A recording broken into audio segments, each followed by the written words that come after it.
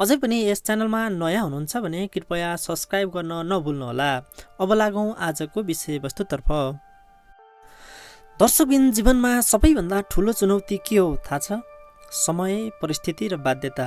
यी तीन कुरा कहिलेकाहीँ यस्तो लाग्छ मानिसको जीवनमा अभिशाप, तर वास्तवमा यही त जीवनलाई नयाँ बाटोतर्फ धकेल्ने शक्ति पनि हुन्। दर्शकबिन, समय कहिले पनि स्थिर हुँदैन। राम्रो समय आउँछ फेरि गुम्छ, खराब समय आउँछ फेरि बित्छ। हाम्रो नियन्त्रणभन्दा बाहिर भएकाले धेरैले खराब समयलाई साप ठान्दछन्। तर सोच्नुहोस्, समय खराब नै नआएको भए हामीलाई धैर्य सिक्ने मौका कहाँ मिल्थ्यो र? होइन र? समयले नै सिकाउँछ सुखको क्षणलाई कदर गर्न, दुःखको क्षणलाई सहन गर्न। त्यसैले समय शत्रु होइन, गुरु पनि हो। दर्शकबिन, परिस्थिति कहिलेकाहीँ यस्तो आउँछ, मान्छेले चाहेर मात्र सबै कुरा पाउँदैनन्। मानिसले सङ्घर्ष नगरी विकल्प हुँदैन।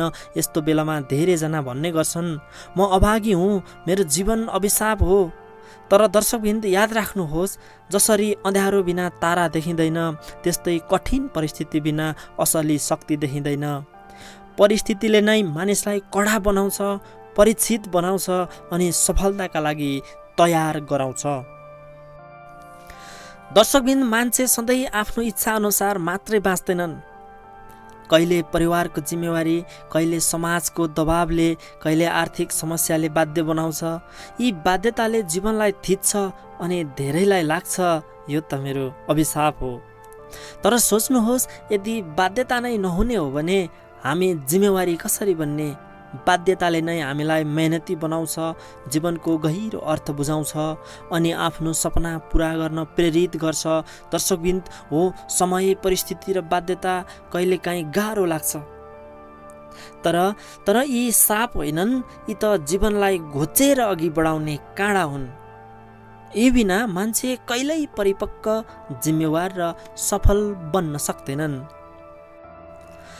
दर्शकबिन, कहिल्यै जीवनलाई अभिशाप नसोच्नुहोस्, बरु बुझ्नुहोस्, प्रत्येक खराब समय, प्रत्येक गाह्रो परिस्थिति, प्रत्येक बाध्यता तपाईलाई अझै शक्तिशाली बनाउन आएको एउटा सुनौलो अवसर हो।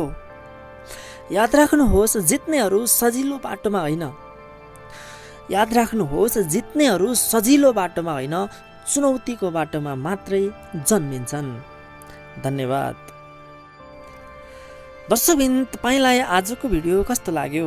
यदि भिडियो मन पर्यो भने लाइक, कमेन्ट, सेयर र सब्स्क्राइब गर्न नभुल्नुहोला। फेरि यस्तै अर्को भिडियोमा अवश्य भेट हुने नै छ। तपाईको समय शुभ रहोस्। नमस्कार।